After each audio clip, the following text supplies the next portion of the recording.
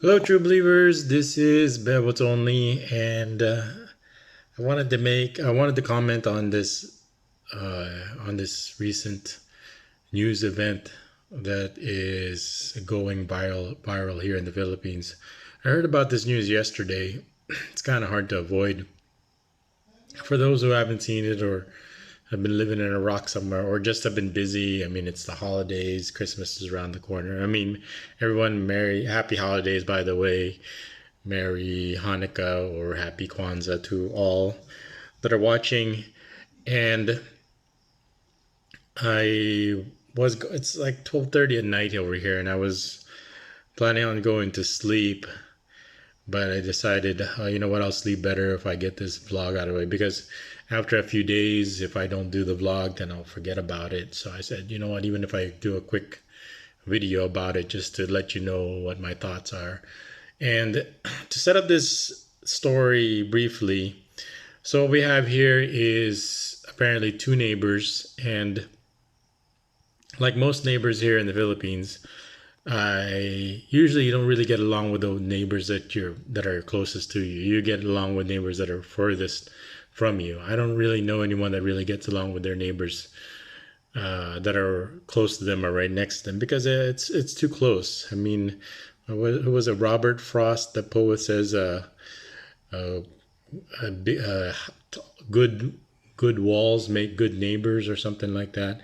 It's just because it's you need your personal space, and sometimes your privacy or your personal space gets invaded by your neighbors because they're living so close to you. So what we have here is two neighbors. Here in the Philippines, everybody is like stacked right up on each other. So there's usually a lot of tolerance that goes on when you have that many people close by. But there are sometimes incidents when these things happen over here where it can become deadly. And in this situation, we had two neighbors that are, it's because it's the holidays, New Year's is around the corner. It's tradition here in the Philippines to have a lot of noise makers, to make a lot of noise until to welcome the New Year's. I mean, and some cultures, it's good luck to make a lot of the more noise, the luckier the New Year is going to be. Well, apparently one neighbor was making noise as the New Year, with Christmas, the New Year comes around, they're gonna get more and more noise makers. And apparently, there was this homemade noise maker. It's like a bamboo cannon that was being set up by one neighbor, and another neighbor came, and it's actually banned, but people kind of look the other way when, I mean, even fireworks, certain fireworks or most fireworks are banned, but since it's the holidays, uh, people look the other way. Fireworks is a really big deal, in especially with the Chinese Filipino community. I mean, they're not going to have a good following year if they don't have any fireworks. But so a lot of fireworks are banned because they're dangerous, they cause fires. But since it's New Year's Eve, people will look the other way. Well, the bamboo cannon is illegal, but people look the other way just to kind of like, okay, let's just get through this, and then it will be just get it out of everybody's system. Well, apparently, the one neighbor didn't like it or had a dispute over it and was going to arrest the person who made the homemade bamboo cannon. And the person is a police officer. He's not actually on duty. He doesn't actually work. He actually works. He's in. This incident happened in Tarlac, and his where he actually works is in Manila. So where he's actually working and where he's at, his province is separate. So he still was acting police, saying, "Okay, you're a neighbor that I don't like, and here's a reason for me to arrest my neighbor here for using this illegal bamboo cannon," is what I assume how this. how this kind of came to a boil. I'm sure as neighbors, this was just the straw that broke the camel's back. So apparently, if you watch the video, all you have to do, if you haven't seen the video, look up on YouTube Tarlac police shooting, and it'll give you a bunch of videos, links to the actual video itself. But here's a screenshot of it.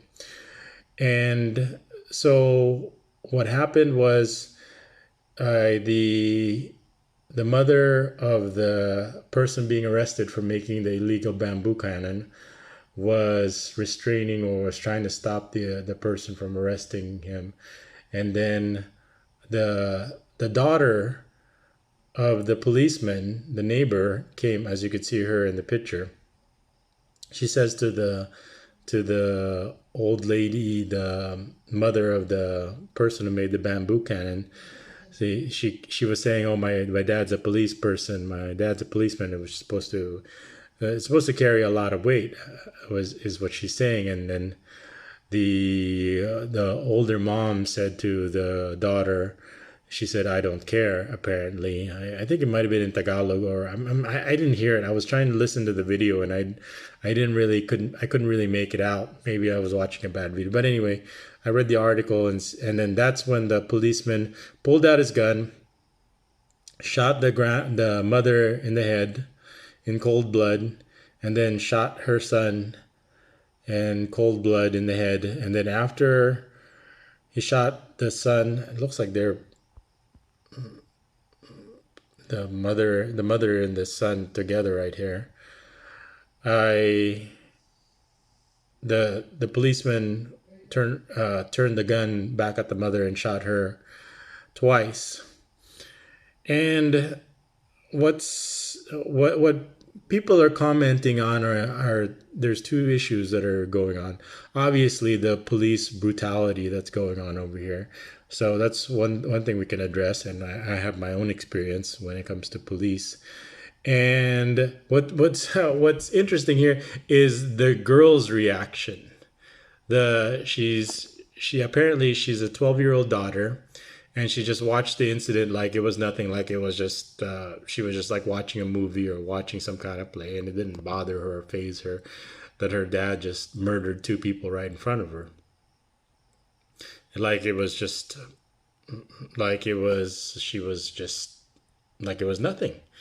And some comments I was reading was that she's a product of her environment, which I would tend to agree with, because I've said that before, that people over here are are I don't want to say victims, because it seems like when I say product of the environment, then they're just there's nothing they can do. It's just that whatever the environment is, then that's the product of whatever it is, the environment that you're in here in the Philippines. Of course, I don't really subscribe to that. For me personally, I do believe that there are people I that they bend their environment to their will, and I would like to think that sometimes I like to think that I'm that person where I just don't accept, just because this is the environment doesn't mean I will become a product, whether I like the product or not. If I like the product of the environment, then yeah, I'll become that product. But if in this situation where this girl just kind of it's just is like a psychopath about it, sociopath, not psychopath, I'm sorry, sociopath about it, where it doesn't phase her or bother her, or she's kind of used to it, then that product of environment is kind of negative. I mean, you if you look at it from a first world point of view, then yeah, it's a horrible thing for her not to react to it in a normal way. But over here in the Philippines, we can't be looking at we can't be looking at the world through Western eyes. I mean, this is the culture, this is the environment that she grew up with, violence, especially when it comes to police. So let's go back to the police here, the police brutality. This guy has already had 2 cases against him of homicide, where this is not the first time he killed somebody in a complaint. So I wouldn't be surprised if he killed a lot of people. Over here in the Philippines, people don't file cases, as you could see. I mean, the charges were dropped because there was not enough evidence or not enough testimony. So if you watch the video, even the people of the victims' family members, they're in fear of their lives for reprisal, because here in the Philippines, if you file a case against the police, then you're putting your life in danger. It's kind of an automatic thing.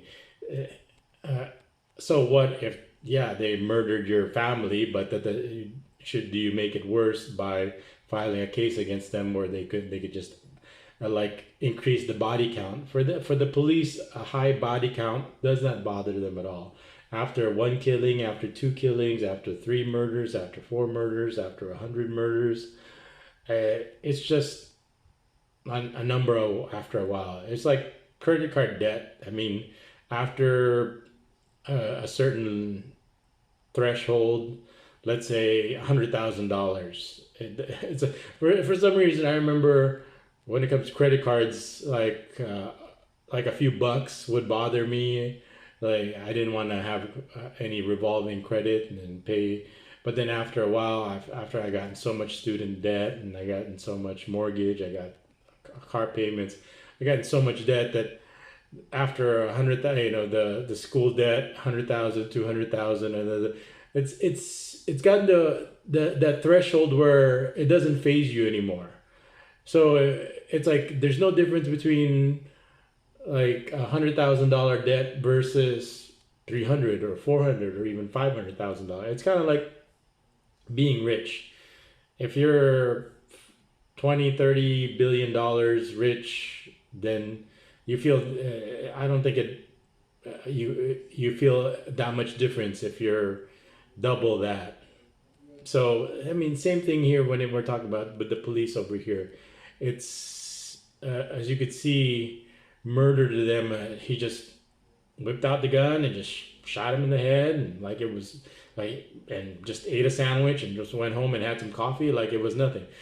Normally it would have been nothing, but the problem here is it was caught on video. So that's the biggest problem that this person's facing. If it was never caught in video, he would have never. This wouldn't be an issue. I'm sure he's done this before, and as long as it wasn't on video, then it didn't happen.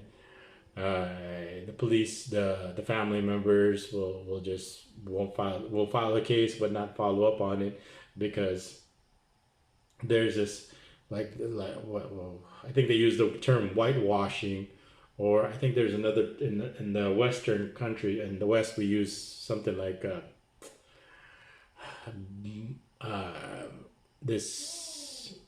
What's the term? And somebody's gonna make something in the comment about the police protecting each other, and I experienced some of that myself. If when I talk to police about my situation, I talk to other police and I said, well, here's what happened with me. What's your advice? And they always say, don't file a case against the police because it's automatic and that they protect their own. So they have to try to maintain this image that cases against police don't occur. So as you've seen, even my video with the Fabel Pineda, the police person that was in charge of the women and children's help desk was trying to discourage them from filing a case or stonewalling them by telling them, oh, don't come back when there's no, we can't do a rape exam right now, come back and when we can, or don't even come back at all. So what that creates is a very dangerous situation for people when it comes to dealing with the police. So I also talk about culture over here in the Philippines, and when I talk about somebody made a comment before. Can I talk about what it's like for the people here just living in the now? And the biggest problem is when you're living in the now, then there's nothing stopping you. Normally, you wouldn't do things that would stop. They would stop you if you were thinking about tomorrow. Apparently, this person wasn't thinking. So the person that shot this person wasn't thinking about tomorrow or next month or the next day. I mean, that's the product of the environment that the police live in, because I the lifestyle, not the lifestyle, but the way they live by the gun and they could die by the gun any moment. You don't really think about tomorrow or things that will stop you from doing something because it'll affect the rest of your life. And this person, he wasn't thinking that. He was just thinking of that. Oh, this person disrespected my daughter, saying he doesn't care. I'm a cop. Well, okay, well, I'm gonna make you care now. I'm gonna make everybody else care that I'm a cop because I can shoot people at will, and I've done it before, like I'm doing now. And now you care that I'm a cop. So this was a response. That moment said, that lady said to that cop, it says, I don't care, you're a cop. Oh yeah, well, I'm gonna do something right now to make you care instantly. And everybody here to instantly care that I'm a cop. Bam! Shot her in the head, shot her son in the head, went back, shot her again, just to make the point that, like, oh, who's your the cop? Who cares now? So, what is the take home message over here? And the daughter reacting like it was nothing is just confirming that this is a natural something that she is used to. That's something that naturally happens, that she's growing up in. That's the background, that the world that she lives in, and then that death can come anytime from anywhere to anybody when it comes to police. And because they seem to have this culture of impunity, as you could see, he's already been had two homicides or murders, or where he killed somebody and then he kept his job after killing those two people. Imagine how many other people he killed that the cases weren't reported. Over here in the Philippines, people just don't really follow up on cases unless they have a reason to. And what the police are doing is going to give you more reason not to follow up on the case, especially when it comes to fear and death and guns. I so This kind of incident, of course, hits close home to me because of my own personal incident when it comes to police. That they'll commit any crime, including murder, including rape, including stealing, anything, SUVs, drugs, money, you name it, they'll do it because of this culture of impunity. And it gets very dangerous if you live here long enough, like I am, there's a good chance that you'll come across and one of these situations. Thank God I survived. How long I'm gonna survive? It depends. It depends. Of course, I'm making provisions. I'm ongoing right now for the future, because I'm always thinking about not only the present, not only the short term. I'm also thinking long term. I'm always trying to find the right balance for that. To address what I have to address, my, like I said, short term needs, instant needs, medium term needs, long term needs. But when it comes to the people here, when you're just a product of your environment, all you care about is just the now. And this is what happened: is people reacting to the now. The police reacted. The most dangerous thing when you have people reacting in the now is you have police that have the law on their side, so they can commit a crime and they could get away with it. And then they have a gun on top of that. So the last thing you want is a person with a gun acting in the now, because this is what could happen. And over what?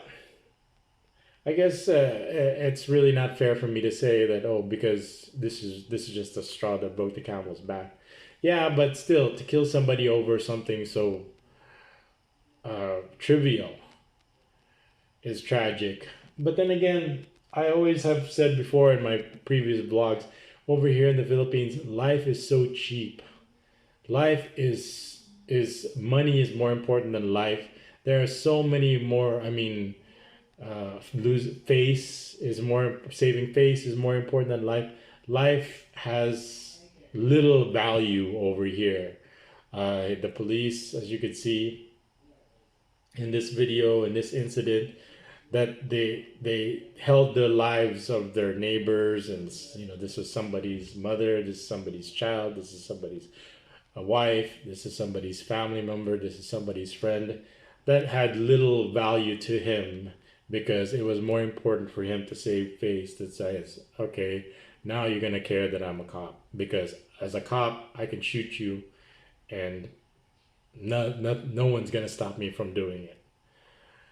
So that's what you have to keep in mind when you have to. I have first-hand experience in this, which I'm going to talk about. But I wanted to just kind of talk about and mention this because I'm gonna, for the next, when I do my vlogs, this is going to be an ongoing theme, and I wanted to kind of share with you real incidents of this happening. Police and this culture of impunity, which puts people around them in a dangerous situation, including me. And what I wanted to do is inform everybody that what the reality is over here and how dangerous it is here in the Philippines versus these other vloggers. All they want to talk about is how wonderful it is over here and how they just want to blow smoke up your ass just to promote themselves and not consider what the reality is that is actually happening here in the Philippines. Anyway, that's my to wrap that up. Like I said, the police, there's murderers over here, but the worst kind of offenders are the murderers that are police, because as you could see, this person has gotten away with it, and this person he would have imagined how many times he's done this that is not on video. And the only thing that's fortunate about this time that he would have kept on doing this if this was never caught in video. And imagine how many other people are doing this is what makes this is that's why the term extrajudicial killing is popular over here. Ninja cops are popular over here.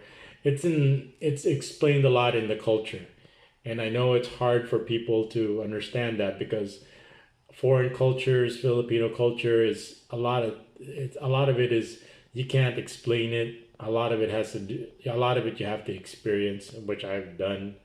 And I've said before in the past that I'm a collector of experiences, and I like to focus on the good experiences. But as you can see, I've experienced a lot of bad experiences. I just recently experienced a lot of really bad experiences. I mean, I experienced bad experiences also in America, here, but the last 3 years have been one of the worst experiences for my family, at least anyway. Right now, one of the side effects is my lower back is in a lot of pain, because imagine for almost 3 years I didn't move. I was just laying in bed and waiting, and this hard plywood for like 3 years, waiting to get out and waiting for the process for my day in court. And then this COVID happened, and other issues, and then all of a sudden I'm trying to do sports, I'm trying to do my household chores, I'm trying to get caught up, and it's difficult for me to move certain movements. But anyway, that's the update with me. Like I said, let me know what you think in the comments. If you have any questions, I'll elaborate more. I'll try to schedule a live stream soon, because I know people probably want to discuss my last video about my rights, my human rights. That's another thing, human rights here in the Philippines. My rights to my counsel of my own choosing, and my right to cross-examine my accuser was denied. And well, like the details of how it transpired and what the results are, I'll talk about it. It's just right now, like I said, I've been busy trying to get caught up, but I wanted to get this video out before I forget. And the longer I wait, the more I procrastinate. So I said, you know what? I'm gonna get this video out, do it in one take, upload it, talk. So just to show the consistency that that there are a lot of criminals here in the Philippines, but the really scary thing about the Philippines is the legal criminals over here, which is the police. And this one was caught murdering again, and and that's based on the fact that he was two homicides were filed against him, and who knows how many more that were never filed. And the reason why is because it's this culture of fear, culture of impunity, that is what is the reality here in the Philippines. And you have to know that when you come here and move here, and keep that in mind, so something like this doesn't happen to you, or any of your own, or like what happened to me. Anyway, what happened to me, what happened to them is actually better than what happened to me. You think death is not the worst thing here in the Philippines. There are a lot of fates worse than death. Hopefully this person, this police, goes to prison for the rest of his life, but who knows? Just like the police that raped and killed that one teenage girl, Fabel Pineda. I think he's just because the police said that she made a statement before she died, but she didn't sign it. Is she might that's a technicality that the then there is no testimony, then there is no evidence then to use against the police, and then that rape and homicide will just be dismissed again for lack of evidence. Anyway, that's the reality here in the Philippines. Like I said, let me know in the comments what you think. If you have any questions, if I could answer, if I know the answer, or if I can look it up, I'll try to answer them. Anyway, this is BebotsOnly, and I'll see you guys in the next video. Thanks for watching. Hello, true believers. This is BebotsOnly, and I am doing another police video, like I said in one of the comments. And I started doing these police videos because I have a lot of personal first-hand knowledge and experience when it comes to dealing with the police over here, especially during my arrest, during my processing, during my incarceration. So it's been an experience. I don't want to say it's a bad experience or it's a horrible experience. It's an experience, and like most experiences that I go through, I take it as a learning experience. And how do I learn from it, and how do I then share the experience so it doesn't happen to other people? That's kind of you pick and choose when it comes to personal experiences. What do you want to do? Do you want other people to go through the same experience as you, or do you want to help people by making sure it doesn't happen to them? Well, everybody knows which category I fall into, especially since I'm blogging. I'm sharing the information so it doesn't happen to you. So I'm doing these police videos because they're part of the Philippines ecosystem.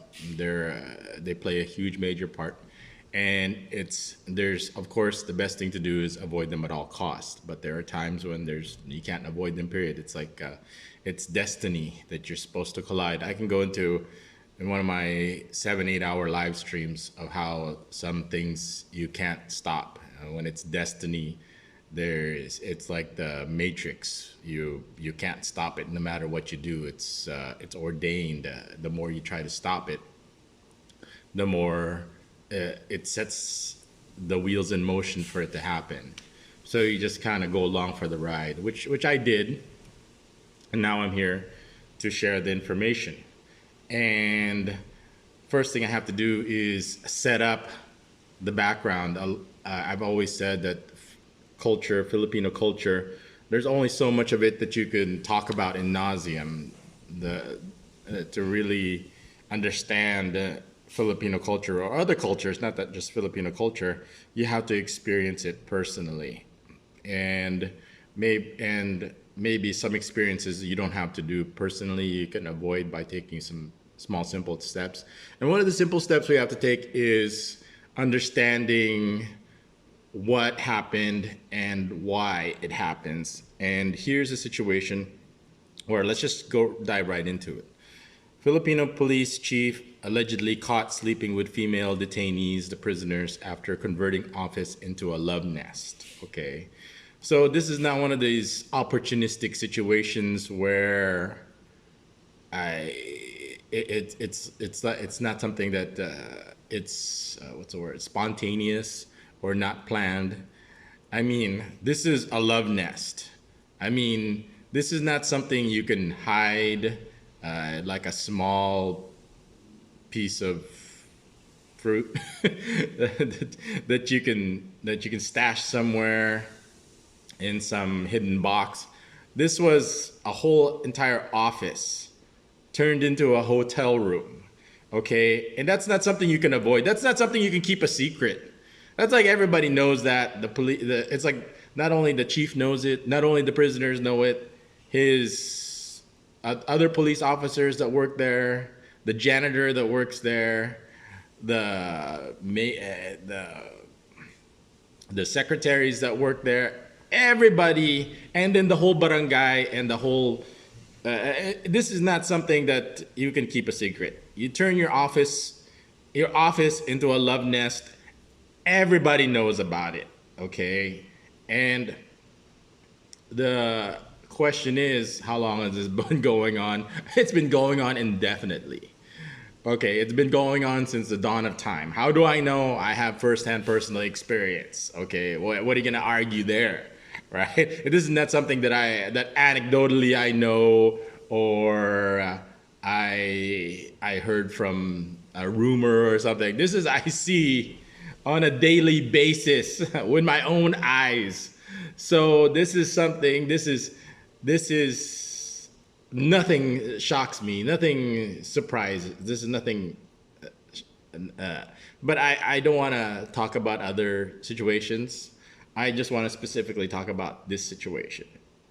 But I can easily confirm off the record that this is not a one time, this is, like I said, as ever since there's been the system of prisoners, this has been going on.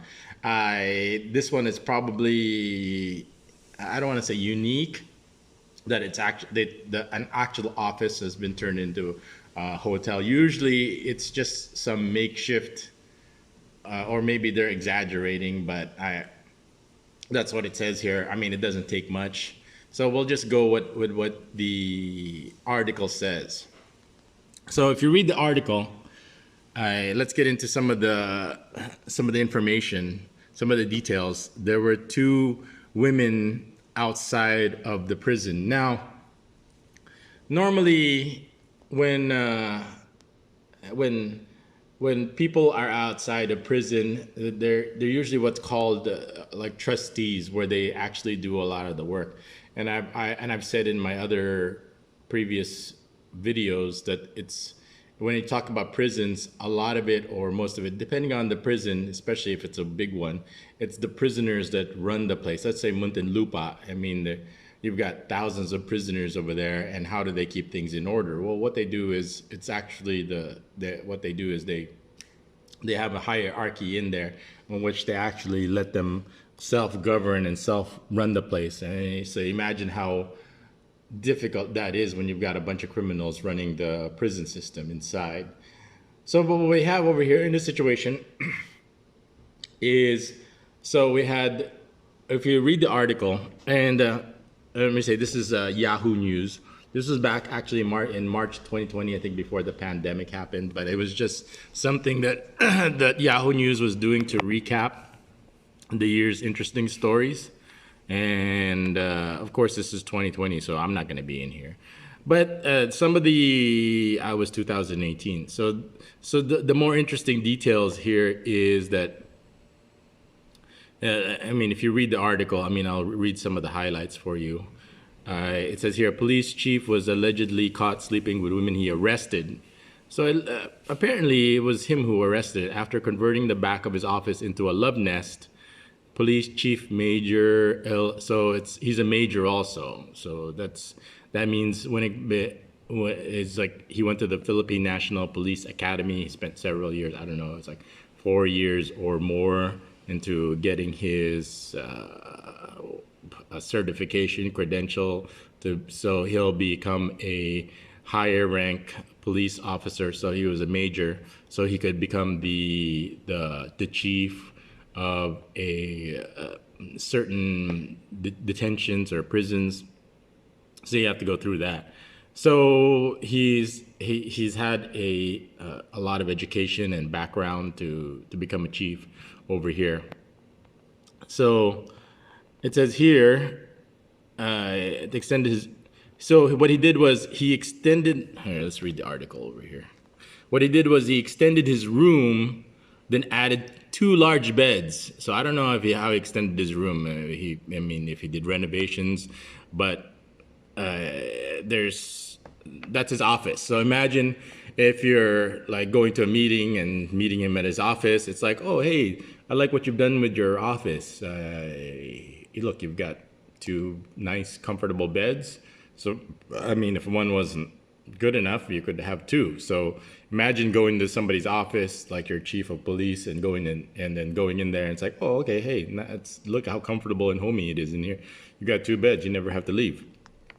You could just sleep here.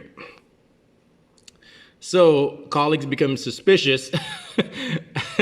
That's only when they became suspicious. Okay, after he allegedly took women who had been detained in custody back to his office where they would spend the night. Oh, so that's when they became suspicious. They didn't become suspicious when he extended his room and had two beds. They became suspicious when they go, oh, so that's why they're. So I just wanted to show you this is kind of silly here, but it's ridiculous. We all know. I mean, they all know there's no such thing as suspicious. It's pretty much there's no suspicion there. If you're a police chief, you extend your room and you put two large beds in there. There's no suspicion here. It's we know what it's for. It's like it says in the article. It's a love nest. Where he would took women who had been detained to his office where they would spend the night. Senior cops from the Philippine. Oh, hold on, let me get it just to focus here. Senior cops from the Philippine National Police raided the station last Friday, March 6th, where they allegedly found the sleazy cop sleeping with one suspect while a second one was in a different bed.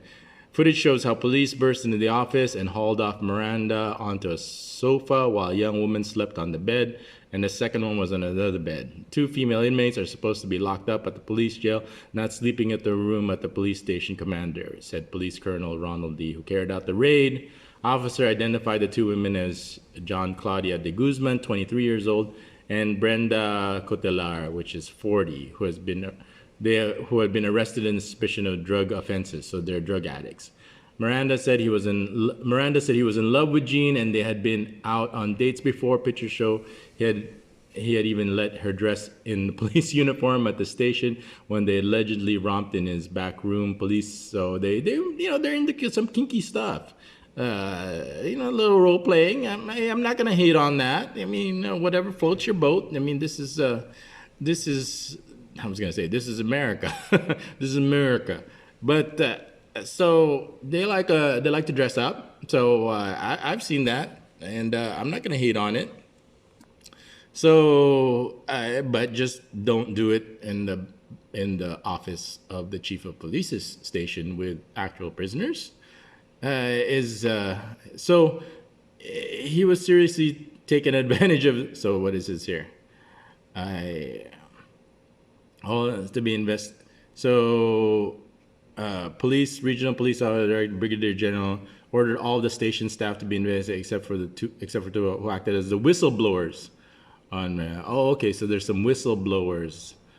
Said he was seriously taking advantage of the arrested persons. They should be courted with due respect under my watch is transparency, accountability. Every member of the Philippine National Police must be respectful of the rules of the law. The Philippine National Police integrity monitoring and enforcement has recommended dismissal of Miranda while cases are being filed against him of 3019 anti-graft and corrupt practices and direct bribery and violation, Article 156. So, so let's go back to this. It's and you could look up the video yourself. So I mean, let's take a look at how it went down. So you got this girl over here. She's on the bed. So here's the office looks like. So it's got mirrors. So it's cozy. It's homey. There's the chief. He's got his police shirt on. Look, he's in the couch. It's like he's in his living room. So he's got his slippers on. So he's just chilling. So he's just chillaxing. Now, I guess you might compare this to my situation, which is not really that's like an apples to oranges comparison. I'm not really. First of all, I wasn't really the chief of police, and the next of this police station, and next is I wasn't with prisoners. So I'll get into detail once we kind of. So everybody gets the idea here about how. What the video is like, and then we can get into culture. So he said that the girls were in a relationship. He was in a relationship. They're in love, and this is typical. What you have, I don't want to say. It sounds like a cliche, like you say Stockholm syndrome. First of all, a lot of the girls that end up in prison, they're poor. And one of the reasons why they're in prison is because they're poor, and they get into the drug addiction. And when people are poor, that's when drugs become very dangerous when you're poor. All the reason, and I understand how. I mean, it's different if you're a professional and you're very rich and you can manage drug addiction and use it recreationally. But but for poor people, it's not something that's used recreationally. It's used as an escape. And once you use an escape, it becomes an uncontrollable addiction. I repeat, there's one thing to use drugs recreationally or pharmaceutically, but then but to use it as an escape. I mean, if you're one of those people that work hard during the week and then a Friday comes or the weekend comes and you want to light up a doobie and you want to go all Snoop Dogg out during the weekends and then get back on during the week, I mean, that's fine. I mean, there's plenty of legal medical marijuana in a lot of countries, especially some European countries. I have no problem with that. You want to go drinking, just as long as you do it moderately, that's fine. Everybody has got their own demons to deal with. Everybody has stress. Everybody has their way of relax. Just as long as you're managing it properly, doing it moderately, just like drinking, I have no problem with it. Once it becomes an addiction, then it becomes a serious problem where it starts ruining your life, and you end up in prison because of it. So a lot of the people are prone to crime related to drugs if they're poor, so they use it as a form of escape. Then eventually, to support this habit, because it's very expensive. Drugs over here is very expensive, especially during the Duterte administration. It's like doubled or tripled in price. And how is a person who's supposed to keep up their habit? And then that's where a lot of drug-related crimes come into place. I have to say maybe 80 to 90% of the people in prisons are drug-related. So you can make the loose statement that and then 80-90% of them are in poverty or poor people with little opportunities of economic advancement. Then you can say the statement that being poor or being in poverty or born in poverty is a crime, or you're more susceptible to criminal life because of drugs.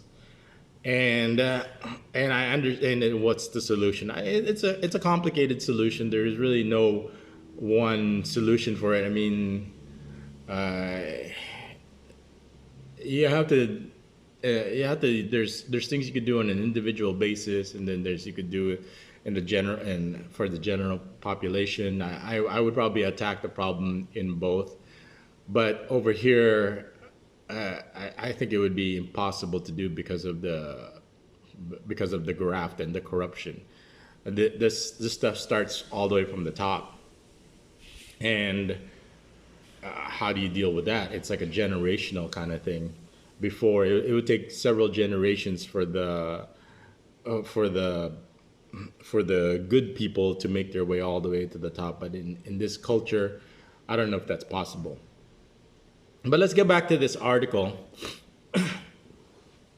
about why and what. So you already know the what happened. Now let's talk about the why it happened. And I always talk about how the culture is the live for the now, do it if it feels good, damn the consequences later, or forget about it because the people are just living for the, if it feels good, do it. Regardless, there is no right or wrong. If it's something they can do, then they'll do it, whether it's right or wrong or not. So obviously, he could the prisoners have no choice. You really, when it comes to what are the human rights? This reminds me of, could you be in prison without being subjected to uh, trading sex for a comfortable bed? Could you have a comfortable bed without having to trade sex for it? You should. Is that the reality? Obviously not. So this is almost like one of those novels or these kidnapping and rape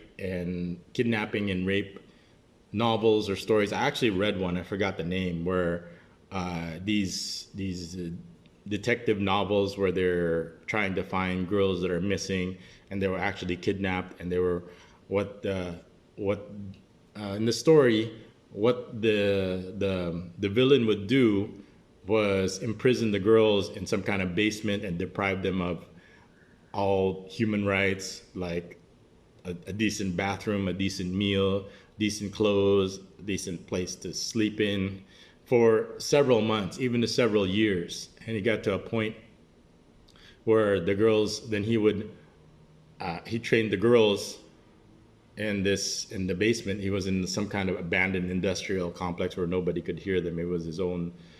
It was his own. What's that movie called? What is it? Silence of the Lambs, where if you don't put the lotion on the skin, you get the hose again.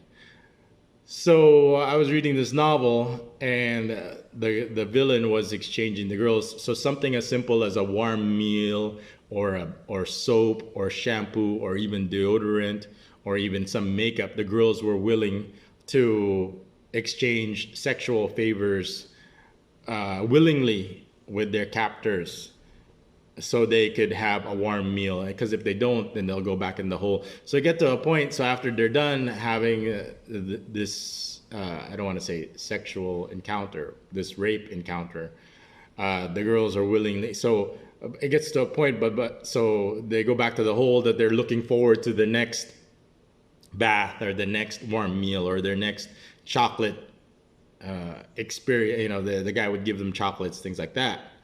And you're probably saying, "Oh, BebotsOnly does the same similar thing as you taking the girls shopping or taking them to Jollibee." Oh, wait, you know what? You can make that argument, but you have the choice. They don't have to get the Jollibee from me. If they want the Jollibee from somebody else, they could. If they choose to, they have a choice. They can get Jollibee from somebody else instead of you. Oh, well, what happens if there's not anybody else? Well, that's not my fault. I'm the only one that's offering them Jollibee. Well, why don't you do it? You have the right to do it also. You can give them Jollibee, but you're not doing it. So whose fault is that? But back to, so here we go, comparing apples and oranges again. I mean, I guess I'm just getting ahead of people who are trying to say, "Oh, BebotsOnly, you're guilty of the same thing also." Well, I guess my comment to that is, what are we? What are we? I mean, I don't want to say that I'm perfect. Nobody's perfect, and that's if you want to bring it to that point, then what it comes down is what is legal and what is illegal now. Okay, because no one can say that they're perfect. Everybody was born in sin, just like you and I, and only through I don't want to get religious over here, but only through faith are we saved. But I, but the point I wanted to make here is uh, yes, I wasn't convicted and I was pronounced innocent, but somebody's going to make the argument, well, you're not innocent. Well, then nobody's innocent. You're not innocent either, but we have to draw the line, what the law says, what is legal and what is illegal. And what this person is doing right here has definitely crossed the line. Maybe you can make the argument that I'm in that gray line, okay, where, but I've always said if you really want to be safe, then just stay home and self pleasure and do one of these live online self pleasure kind of like the movie Demolition Man, where you have relationships and sexual encounters without ever touching or seeing anybody in person. I mean, that maybe that's the future, just like in Demolition Man. But for me, I'm kind of an old-fashioned guy. I like sex with a person in the same room. I mean, call me old-fashioned. But I would like to think that I'm not alone when it comes to that, and I'm not a hypocrite. But there's some people that are. Why they are, that's another discussion in itself. But let's go back. So the story is so that's basically what's happening over here, because prison systems over here, they're so they have not, for example, in the detainee, there's no food. You're on your own when it comes to food. If the government doesn't give you in America, if you're ever detained for a couple of hours, they'll give you a whole meal and dessert and a whole catered meal. Over here, if you're detained, there's no government allowance or budget for your food, so you're on your own. If you don't have any family members bringing you food on a daily basis, then you're going to starve to death. Well, so technically, but there are systems put in that for the people who don't get any visitors, who don't get any food brought to them, then there's a system where some of the burden is shared within the prison, not which the police will look the other way. I can get into I don't know. I mean, that's not something I want to get into publicly, because police looking the other way so other people can eat. Why? Which we won't get into. Let's just talk about because I'm thinking about it. Because it's like if I talk about this, then I have to talk about that, then I have to talk about this. So I want to try to stay focused on the sexual nature and why, and how it's similar to not exactly the Stockholm syndrome, because yes and no, but in a more worst case scenario. So we're talking about a lot of these girls here that they're already, if they're in drugs already, they have experience or background in terms of exchanging sex. So that's the only commodity they have to exchange for drugs or even food or even water or clothing. So in exchange for sex. So in this situation, they're exchanging maybe food, a little bit of freedom, a comfortable bed. And yes, I mean, because if you're in prison, you wouldn't have access to sex. And then this person is giving you access to sex, even though it's almost with somebody you wouldn't normally pick outside.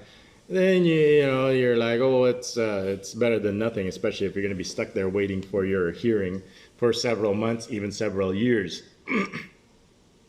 So where are the human rights in here? Then there are no human rights in here. What the person is taking clearly is taking advantage of a desperate situation. And does it go on all the time? As you can see with the love nest, yes. And what are you gonna do to stop it? Why do the whistleblowers? I kind of go back and forth on this. There must be there usually this if this goes on. If you assume this goes on everywhere all the time, it's happening right now. Why does this the only one happen? It's probably because political. The person probably maybe they had like a vendetta or something or. But usually this doesn't happen. You don't go this is the chief of police, you kind of protect them like everybody was doing, and then maybe there was another higher person. I can't get into why what now. I mean, that's probably makes more sense. And one of the things you could ask, oh, maybe one of the family members of the prisoners. You the answer is no. From my experience, there's a code that there's just things you don't talk about, and you just what kind of happens in prison stays in prison, which is something that I struggle with in terms of what I can share and what I don't want to share because it's very sensitive. A lot of things that go in there are very sensitive, and this is just kind of one of the ones that I can publicly talk about because it's publicly being shown over here on online and discussed. So it's not really me. But what I'm doing is I am commenting on it and I'm adding my own. So, so you got the 23-year-old. So he was bringing women in there, and one of them was 23, one of them was 40. And you're probably asking, well, the 23-year-old, like someone in their 20s, and this police chief is probably in his and middle age, probably like me in his 40s, maybe 50s, or even 60s. That's possible. And with a prisoner that's 20 in their 20s. But then you're talking about what about the 40-year-old? Well, I'll tell you what the 40-year-old is. That's the maid. That's the person that's what you call the trustee that's outside doing all the work, the cleaning, the cooking, the laundry, so they have a maid. You've got your girl, and then to clean up after you and pick up after you, you've got the maid to do that. So over here, the maid culture is popular. It's pretty common that to have a maid. I mean, you're not gonna wash your own dishes or you're not gonna clean and sweep your own floor when you can get somebody pull them out of prison to do it for you. I mean, they have some, I'm sure this police chief has somebody doing it at his own house, and so he'll need one in his love nest also. So the 40-year-old is the maid, and the 23-year-old is the sex slave in this situation. I mean, to describe what the two women outside are there for, for this love nest. And so, I mean, I described, hold on a second, I need to reset this thing. So I basically described the what and the why it happens. So it's just like the same as in those novels, those detective novels of girls being kidnapped. Same thing that's happening here. So what we have here is the art imitating life over here. So with this, imagine that you're just reading in this story that it's actually just fiction. As you can see here in the Philippines, it's actually reality. You would think that it would never happen in real life, and over here in the Philippines, it's happening. And it's happening on a regular daily basis. Where are the human rights over there? Human rights is a Western term. It doesn't apply here in the Philippines and in most third world countries where graft, corruption, bribery, shakedowns, and kickbacks are a way of life.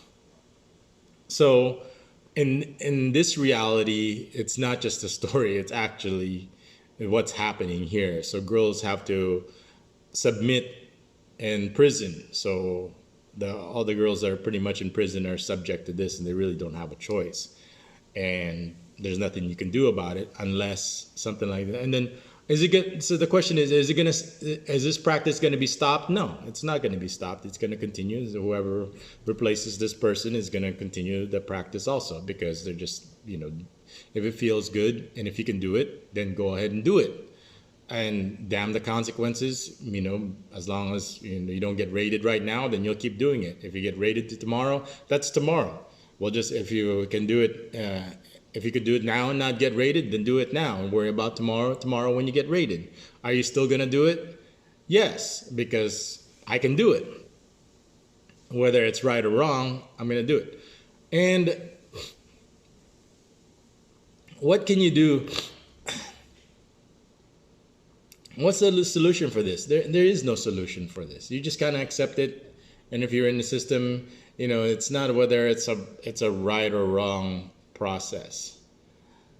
It's just the reality, and we just accept it, and then you just have to deal with it on an individual basis. Make sure this doesn't happen to you or yours. I and what's the solution? Well, don't be poor. Don't get involved in drugs. I so. Is there a bright side to this, BebotsOnly? I no, not really. But if I had to pick one, I could say from my personal experience that the girls in prison are not. Maybe they were quality at one point. Maybe they were pretty at one point, and they were somebody's baby at one point. But once they're in the prison system, they're pretty much all worn out, all used up, and you wouldn't be able to recognize them. And it's not something that I personally would be interested in. Maybe I was interested in them before.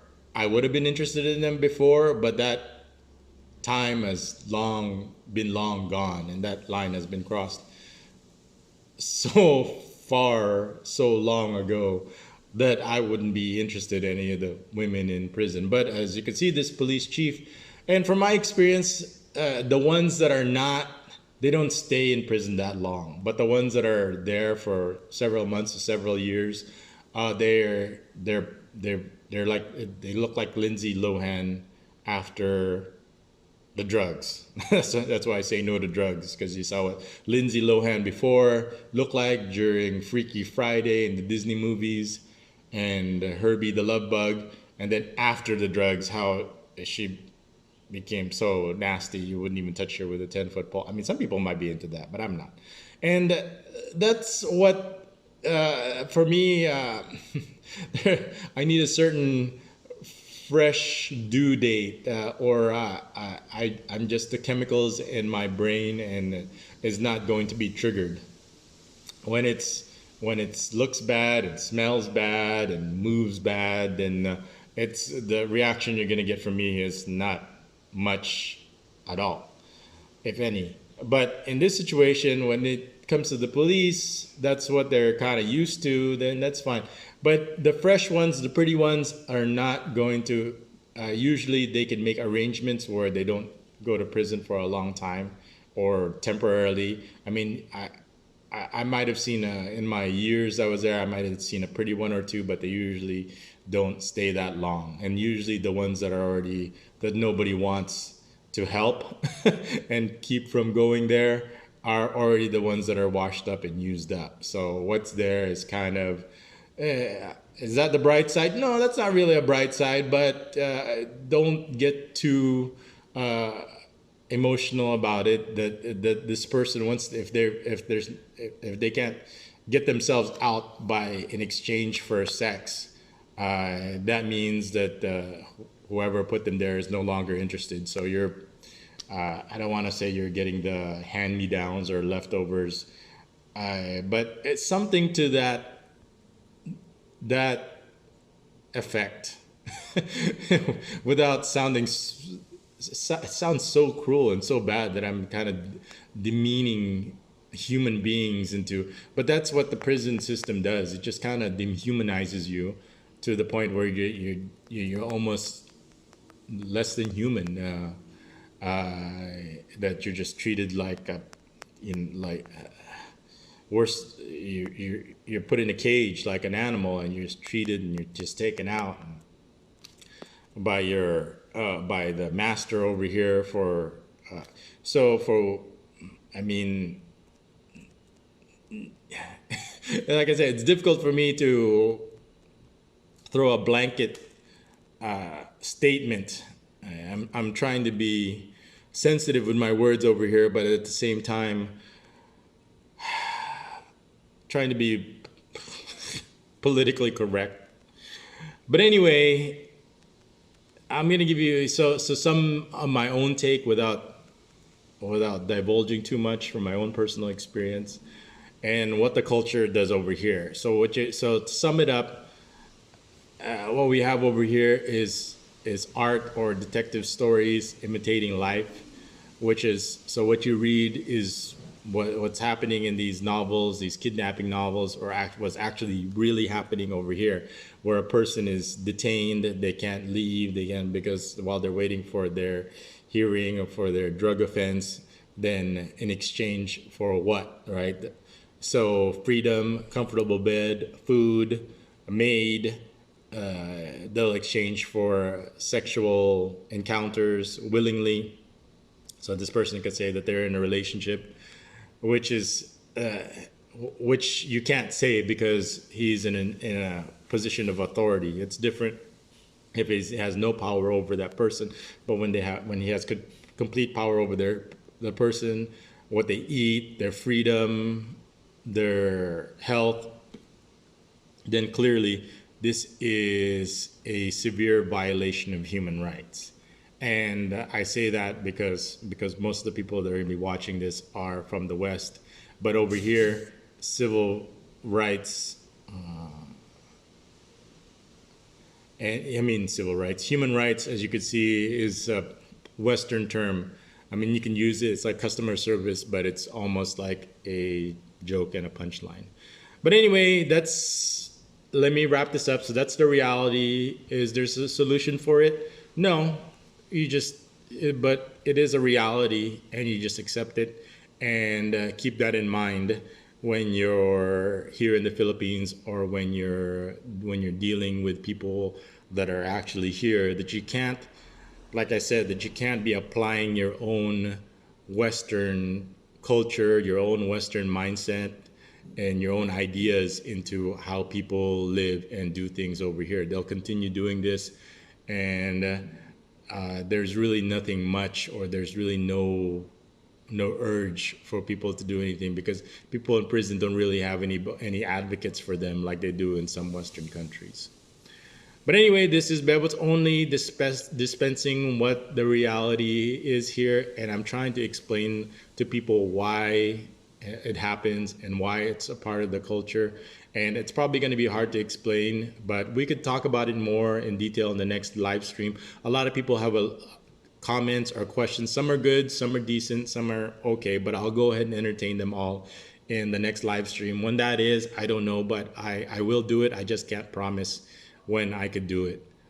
But this is it's hard for me to kind of talk about this subject without somebody asking me questions on what particularly, because I know what I know, and I don't, and it's easier for me to discuss a subject when they ask me questions, so I know what area of the discussion I need to focus on.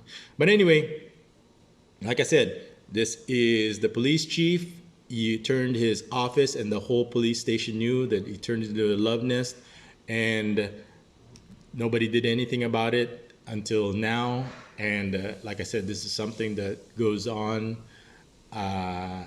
and we just have to accept the reality of it and why it happens and what do we do about it. We could probably discuss it more. If you have any questions or comments, please go ahead and leave it. I'll try to address it, and if I can't address it, I'll try to address it. And remember it, just remind me in the live stream if you have just an interesting question or discussion you want me to elaborate on when it comes to this subject. Anyway, this is Bebots Only, and I hope you enjoyed it. Thanks for watching.